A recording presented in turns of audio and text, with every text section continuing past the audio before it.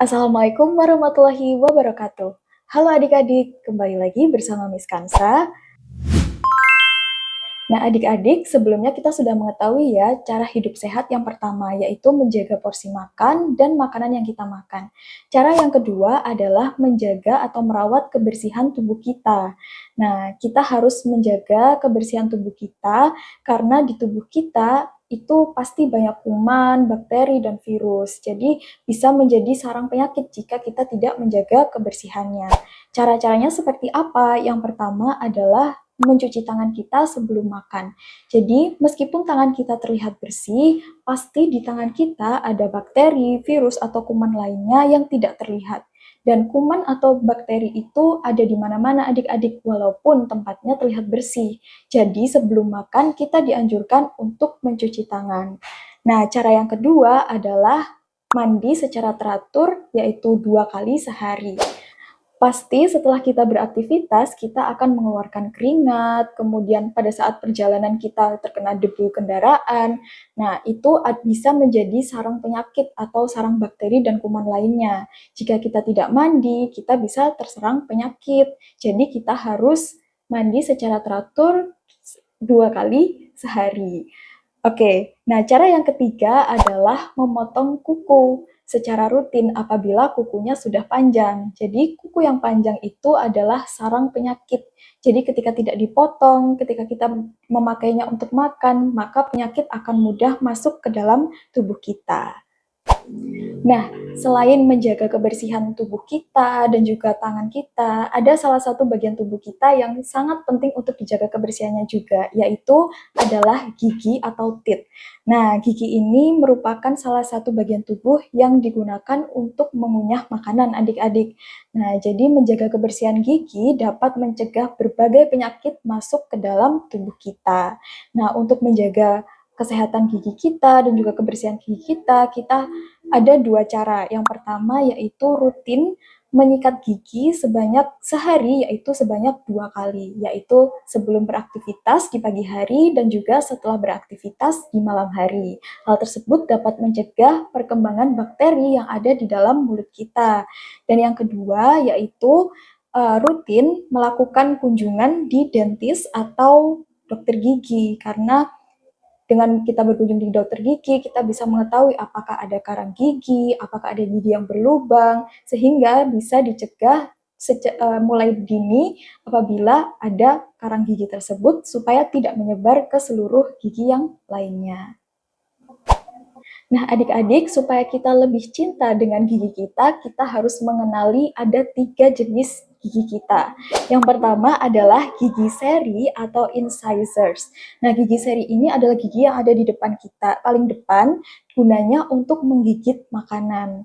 Nah, yang kedua ada gigi taring atau gigi yang tajam, ada di atas dan juga bawah, atau disebut dengan canines. Nah, dia gunanya untuk mengoyak makanan seperti daging, seperti itu. Nah, yang ketiga ada gigi geraham atau molars yang digunakan untuk mengunyah atau menggiling makanan supaya halus sebelum masuk ke saluran pencernaan kita yang lainnya. Nah, menariknya adik-adik, jumlah gigi pada orang dewasa dan juga anak-anak itu berbeda loh. Jadi, gigi orang dewasa itu jumlahnya lebih banyak dibandingkan dengan gigi anak-anak.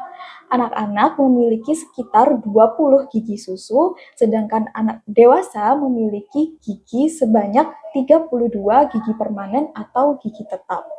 Nah, seiring dengan tumbuhnya adik-adik di usia sekitar 5 tahun ke atas, gigi susu adik-adik akan perlahan tanggal dan digantikan oleh gigi tetap. Nah, gimana sih kalau misalnya kita tidak menjaga kebersihan tubuh kita? Ketika kita tidak menjaga kebersihan tubuh kita, maka kuman, penyakit, virus akan mudah masuk ke dalam tubuh kita.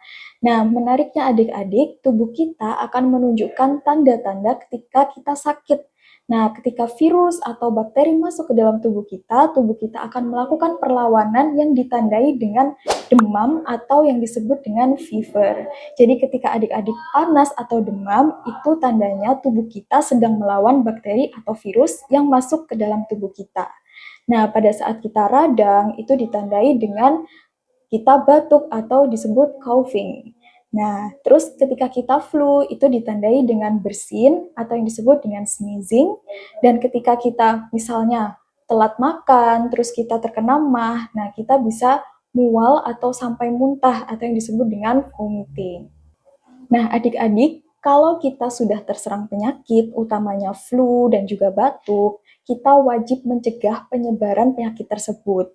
Nah, salah satunya adalah dengan cara memakai masker ketika berada di luar atau ketika bertemu dengan banyak orang. Nah, ketika kita bersin atau batuk, kita wajib menutup mulut dan juga hidung kita agar kuman, bakteri, dan virus itu tidak menyebar ke orang lain. Dan juga cara yang ketiga adalah dengan menjaga jarak satu sama lain agar mencegah penularan lebih mudah. Nah, apabila kita sakit, kita bisa melakukan beberapa cara. Yang pertama adalah tidur yang cukup atau istirahat yang cukup. Yang kedua, makan makanan yang sehat dan bergizi. Yang ketiga, apabila perlu, meminum vitamin dan juga obat dari resep dokter. Jadi, adik-adik, untuk menjaga kebersihan tubuh kita atau menjaga tubuh kita tetap sehat, kita bisa melakukan dengan 3 cara, yaitu menjaga kebersihan tubuh, termasuk dengan gigi, dan juga tangan, terus mandi sebanyak 2 kali sehari, dan juga mencegah penyebaran penyakit dengan memakai masker, dan juga menjaga jarak aman satu sama lain. Semoga adik-adik paham ya. Nah, sekarang coba adik-adik jawab kuis di samping ini. Manakah dari keempat gambar tersebut yang merupakan salah satu cara untuk menjaga kebersihan tubuh? Apakah A, B, C, atau D? Jawabannya yang B ya, yaitu menyikat gigi secara rutin sebanyak 2 kali sehari. Hal tersebut bisa mencegah penyakit masuk ke dalam mulut kita. Sampai jumpa di pembelajaran selanjutnya dan wassalamualaikum warahmatullahi wabarakatuh.